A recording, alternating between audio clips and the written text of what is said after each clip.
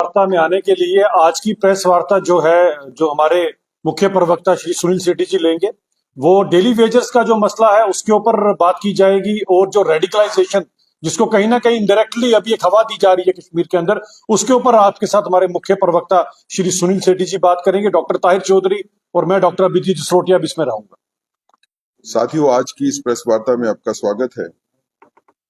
जैसा कि आप जानते हैं कि कश्मीर एक मुश्किल दौर से निकला है और अब शांति की तरफ तेजी से बढ़ रहा है। तकरीबन शांति कश्मीर में आई है, लेकिन कश्मीर ने वो दौर भी देखा है कि जब रेडिकलाइज किया गया सोसाइटी को, और रेडिकलाइजेशन के नाम के ऊपर वहां पे थिएटर्स को बंद किया गया, वहां पे मॉल नहीं बनने दिए गए और ऐसी चीजें की गई जिससे कि मॉडर्न सोसाइटी बनने में कश्मीर को जो है वो रोका गया, और कहीं ना कहीं कश्मीर को धकेला गया वापस उस युग में। यहाँ की रेडिकलाइजेशन जो है वो मेन पॉइंट था, मेन प्लेयर था। आज एक बड़ी लंबी लड़ाई लड़ने के बाद, एक स्थायी शांति की तरफ मजबूत कदम उठाने के बाद, हमें ये लगता है कि पाकिस्तान में बैठे हुए जो सेपरेटिज्म के और मिलिटेंसी के आका हैं, उन्होंने फिर से नया पेतरा चला है और अब दोबारा से कोशिश की जा रही है कि कश्मीर की सोसाइटी को रेडिकलाइज किया जाए, कश्मीर के समाज को फिर पीछे की तरफ धकेला जाए। उसके लिए अलग अलग मुद्दे उठाए जाते हैं, कभी वो प्रेस के माध्यम से, कभी वो अदालतों का इस्तेमाल करके, कंप्लेंट्स फाइल करके, और अनफॉर्चुनेटली जो इलेक्टेड रिप्रेजेंटेटिव्स हैं वो भी उन मुद्दों को आगे ले जाने में एक बड़ा रोल जो है उनका भी नेगेटिव रोल हमारे को दिख रहा है, कि जिससे सोसाइटी की रेडिकलाइजेशन जो है उसको बढ़ाने की कोशिश है।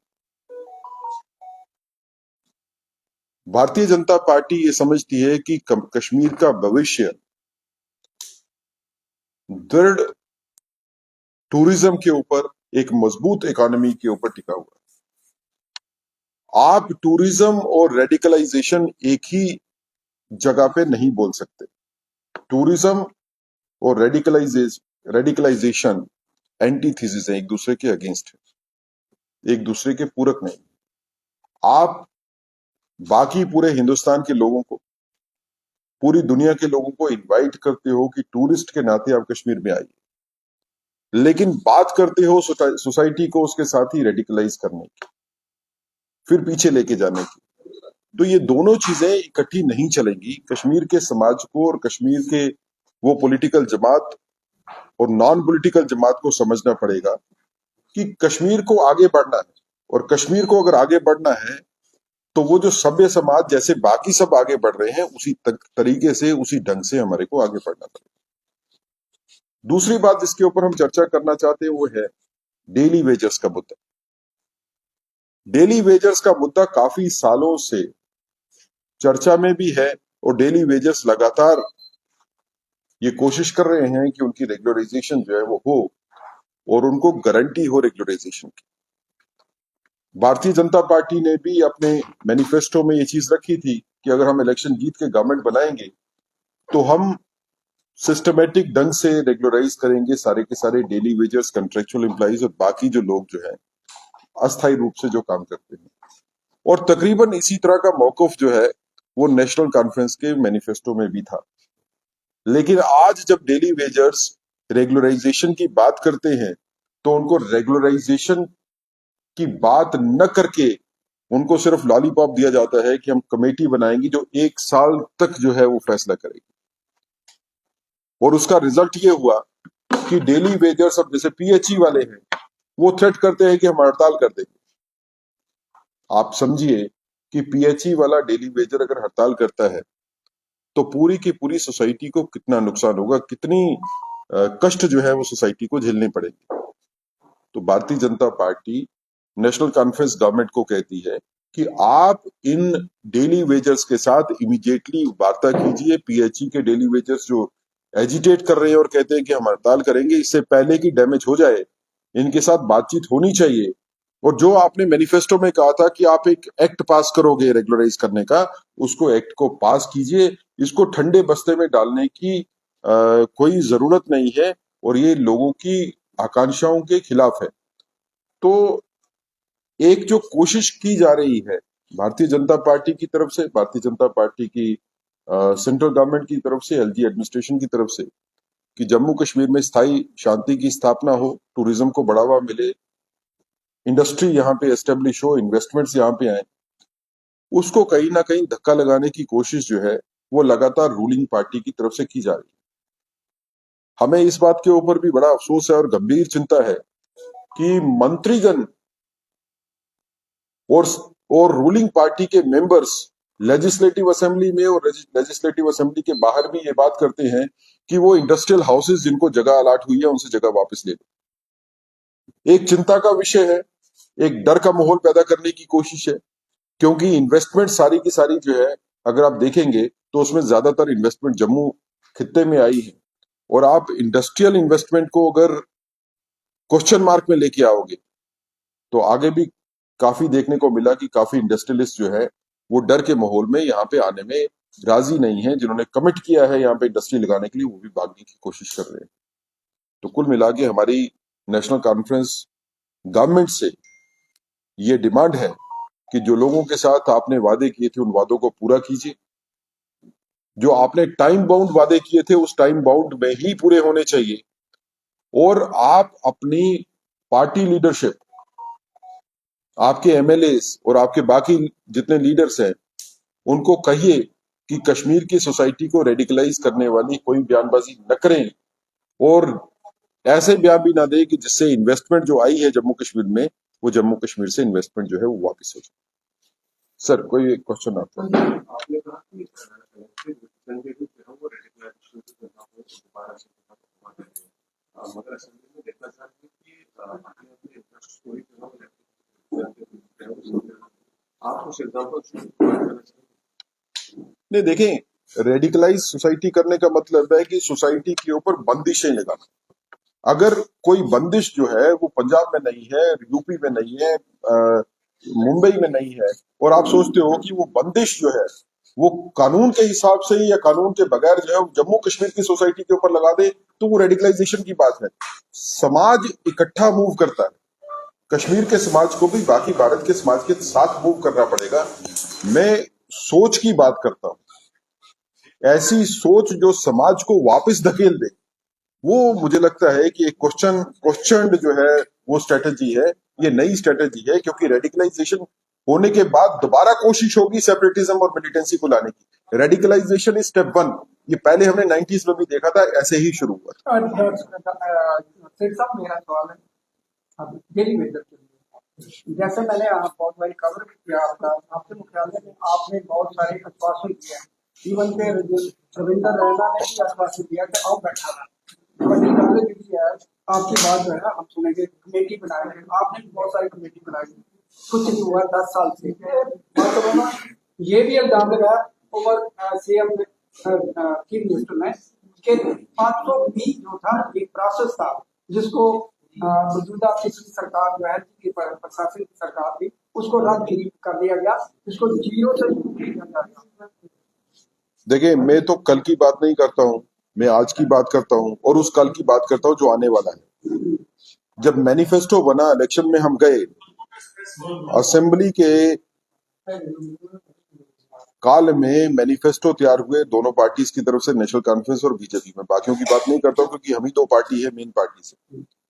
हमने भी कहा कि डेली वेजर्स, कंट्रेक्चुअल एम्प्लॉइज को हम रेगुलराइज करेंगे गवर्नमेंट में आने के बाद। नेशनल कॉन्फ्रेंस ने भी यही कहा।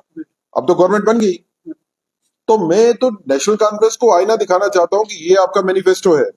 इस मैनिफेस्टो में आपने ये कहा है कि आप गारंटीड रेगुलराइजेशन दोगे, तो जब आपने इलेक्शन में जाते वक्त आपको पता है, तथ्य आपके सामने है, आपको पता है कि पिछले 30 साल से ये प्रॉब्लम चली आ रही है, और इस पिछले 30 साल में क्या काम हुआ क्या नहीं काम हुआ, उसमें नेशनल कॉन्फ्रेंस की भी गवर्नमेंट रही, भारतीय जनता पार्टी की भी रही, लेकिन इन सभी चीजों को जानने के बाद भी तो प्रॉमिस किए गए।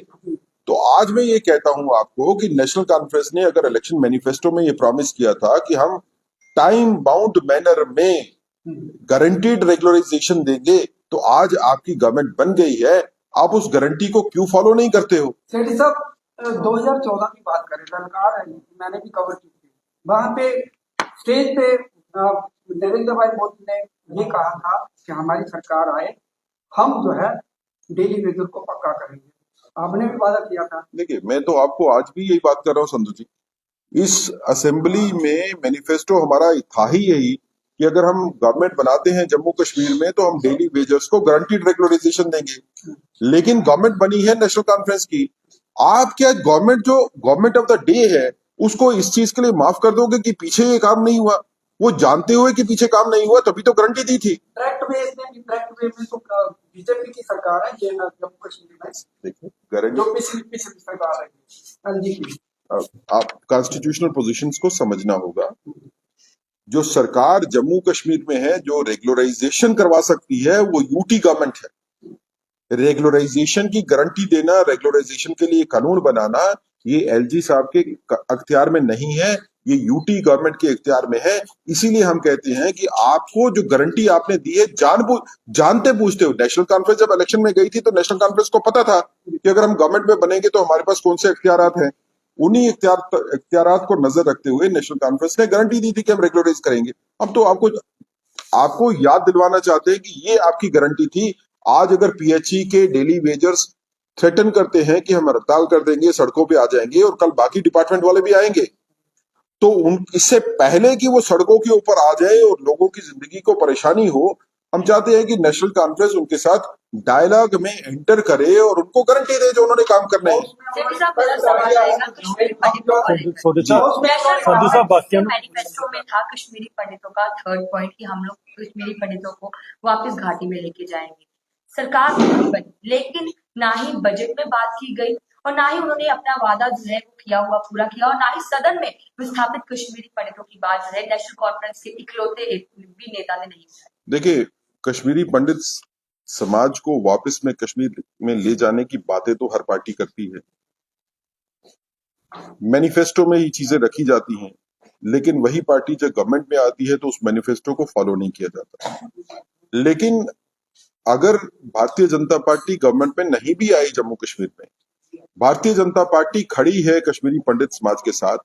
जो कश्मीरी पंडित समाज के साथ इंसाफ हो सकता है union of India, government of India के माध्यम से भारतीय जनता पार्टी वो करेगी। जो होम मिनिस्ट्री के माध्यम से हो सकता है वो भी हम काम करेंगे। और जहां पे जरूरत होगी यूटी गवर्नमेंट को प्रेशराइज करने की ताकि कश्मीरी पंडित समाज को इंसाफ मिल सके, भारतीय जनता पार्टी वो भी सारे काम चीफ मिनिस्टर साहब का कहना है कि पहले कश्मीर के हालात सुधारने पड़ेंगे। मैं आपको जी सर, आप ये मानते चलें कि नेशनल कॉन्फ्रेंस जो है कश्मीर के लोगों को बेवकूफ बना दिया है और जम्मू में भाजपा। देखें, ऐसा है कि एक पहले मैं जवाब दे दूं कि हालात सुधरने के बाद कश्मीरी पंडित समाज जो है उनको वापस लिया जाएगा। कश्मीरी पंडित समाज को वापस लिया जाएगा तो हालात सुधरेंगे। आप हालात के सुधरने का पहले इंतजार नहीं कर सकते हो। आप उनको वापस लेके जाओगे, कश्मीर की सोसाइटी को इकट्ठे बनाओगे, उसके बाद हालात जो है वो बेहतरी से सुधरेंगे। दूसरी बात यह है, कश्मीरी समाज को नेशनल कॉन्फ्रेंस और पीडीपी और पीपल कॉन्फ्रेंस और इस तरह की पार्टीज लगातार गुमराह करने की कोशिश कर रही है। काम के नाम पे उनके लिए कुछ किया नहीं जा रहा। इस गवर्नमेंट बनने के बाद कोरे वादों के अलावा, कोरे नारों के अलावा कश्मीर के समाज को कुछ मिला हो, मुझे कोई ऐसी चीज दिखती नहीं है। भारतीय जनता पार्टी जम्मू के समाज के साथ भी और कश्मीर के समाज के साथ, दोनों समाज के साथ इकट्ठी है।